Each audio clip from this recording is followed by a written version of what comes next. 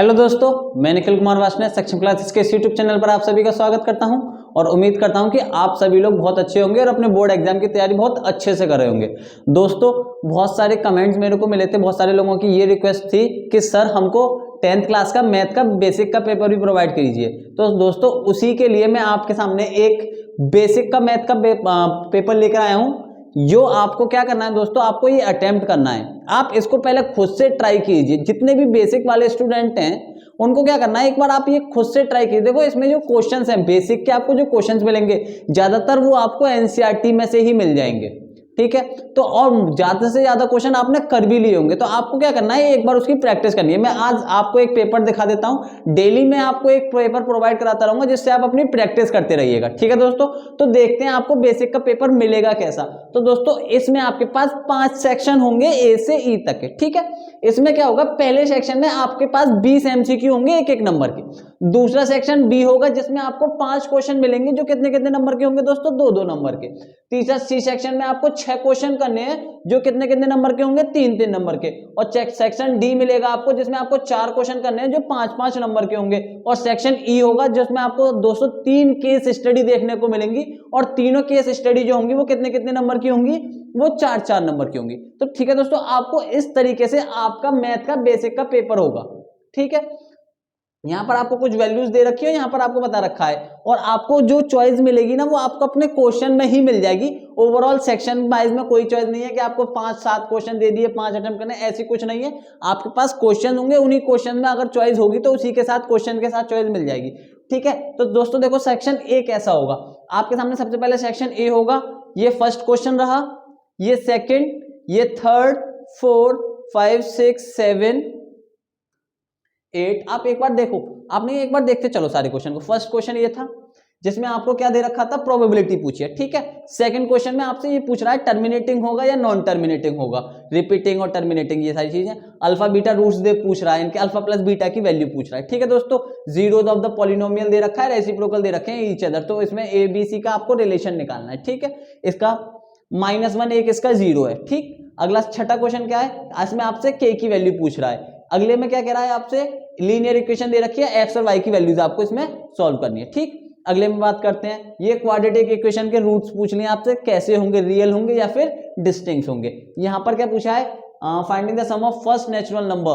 First natural number के बारे में भैया किसने बताया था, उस मैथमेटिशियन का नाम पूछ लिया आपसे, ठीक। The value of x for which 2x 3 consecutive term AP में हो जाएंगे। तो यहाँ पर ये एपी से रिलेटेड क्वेश्चन हो गया। आपका एक ladder 10 metre long, reach the window 8 metre above the distance of the foot of the ladder. ये कहां से हो गया, हाइट एंड डिस्टेंस वाले क्वेश्चन से हो गया। ये कोऑर्डिनेट का आपका क्वेश्चन पूछ लिया। ये आपसे ट्रिग्नोमेट्री की वैल्यूज, देखो ये ट्रिग्नोमेट्री, ऐसा शायद क्वेश्चन कर चुका है लेकिन इजी क्वेश्चन है, आप कर सकते हो इसको, ठीक है। ए थ्री कास्ट ए शैडो, एक ट्री है वो कास्ट कर रहा है, एक शैडो कास्ट कर रहा है। ये भी कहां से आ गया, आपके हाइट एंड डिस्टेंस से।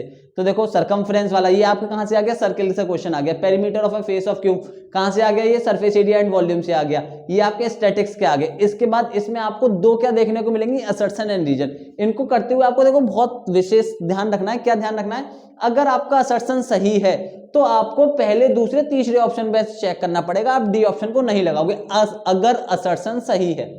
और अगर रीजन गलत हो जाता है और असर्शन सही है, रीजन गलत हो गया है, तो आपको कौन सा लगाना पड़ेगा, आपको सी ऑप्शन लगाना पड़ेगा, ठीक है। और अगर रीजन भी सही है तो रीजन सही होने की कंडीशन सिर्फ इसमें 2 में दे रखी है, अगर असर्शन सही है, रीजन भी सही है, दोनों सही है, तो इसका करेक्ट एक्सप्लेनेशन भी हो सकता है और नहीं भी। तो आपको वो चीज देखनी कि वो उसका करेक्ट एक्सप्लेनेशन है या नहीं है, ठीक है दोस्तों।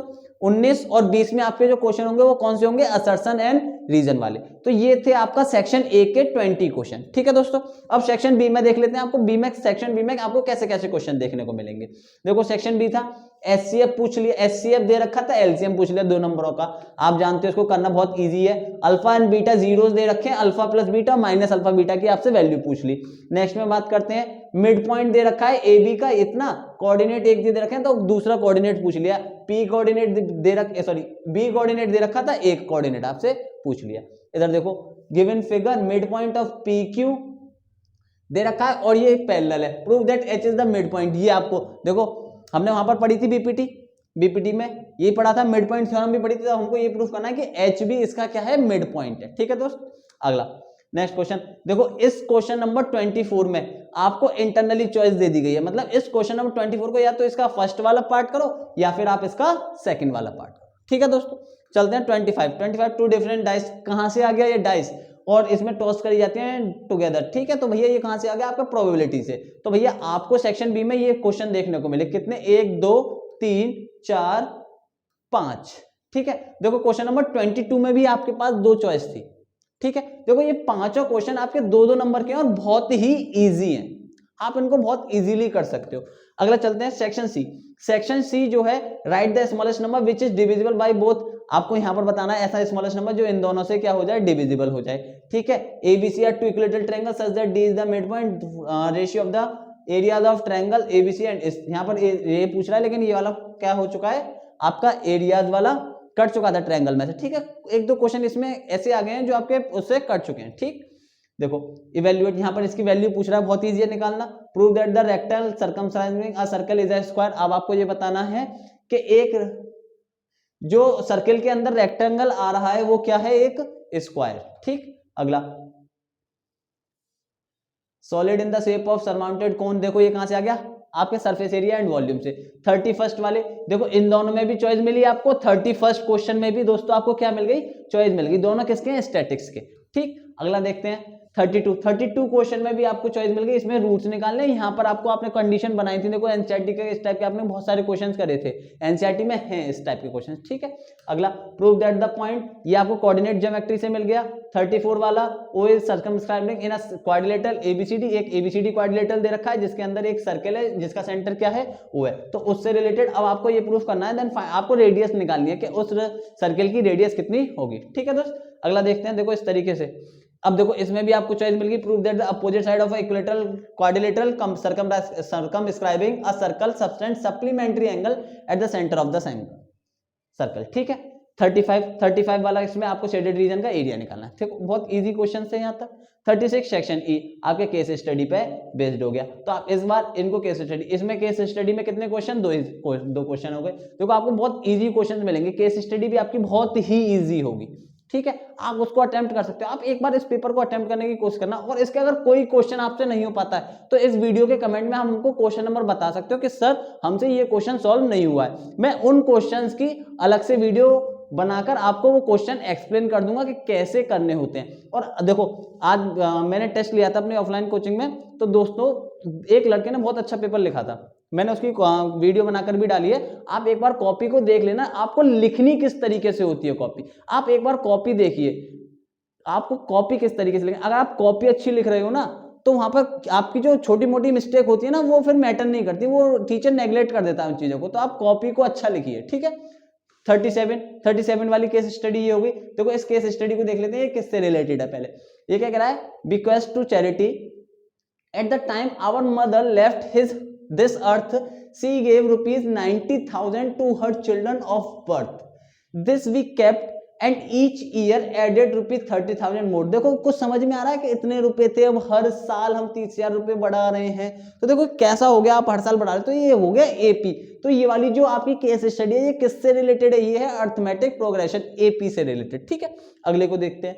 The Eiffel Tower is a landmark and an early example of wrought out iron construction on a gigantic scale. The lower section consists of 4 immense arched legs set on masonry piers. The legs covers inward until they unite in a single trap tower platform, each with a observation deck. देखो कुछ इस तरीके से दे रखा है।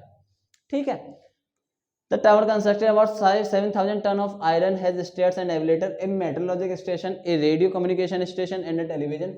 ठीक है, एक एफिल टावर इस तरीके से बनाया गया है। इसमें for a person standing 324 metre. देखो from the centre of the base of the Eiffel tower the angle of elevation दे रखा है। तो भैया ये कहां से हो गया, ये हो गया हाइट एंड डिस्टेंस वाले क्वेश्चन, हाइट एंड डिस्टेंस वाला। ठीक है, अगला देख लेते हैं। देखो यहाँ पर डाइस दिखाई दे रही है, इसका मतलब ये कहां से होगा, एक प्रोबेबिलिटी से। तो आपको थोड़ा सा ये समझ में आया होगा कि आपको इस वाले पेपर में जो 3 केस स्टडी मिली है वो कहां से मिली है। पहली केस स्टडी आपको एपी की मिल गई। ठीक है, दूसरी केस स्टडी आपको किसकी मिल गई, हाइट एंड डिस्टेंस की, और तीसरी केस स्टडी आपको किसकी मिल गई, प्रोबेबिलिटी की। तो दोस्तों आपको 2 केस स्टडी तो जरूर मिलेंगी, एक प्रोबेबिलिटी की और एक हाइट एंड डिस्टेंस की। आपका पेपर आता है तो उसमें ये 2 केस स्टडी तो जरूर होंगी, एक प्रोबेबिलिटी की और एक हाइट एंड डिस्टेंस, तो आप इनकी प्रैक्टिस कीजिए। दोस्तों मैं आपको डेली एक पेपर प्रोवाइड कराऊंगा इसी तरीके से, आप उसकी डेली प्रैक्टिस कीजिए और जो क्वेश्चंस आपसे नहीं हो पा रहे हैं हमारे वीडियो के कमेंट में हमको बता दीजिए, ताकि हम उनको अलग वीडियो बनाकर उनको आपको एक्सप्लेन कर सकें। ठीक है दोस्तों, मिलते हैं अपने नए वीडियो में। थैंक यू दोस्तों।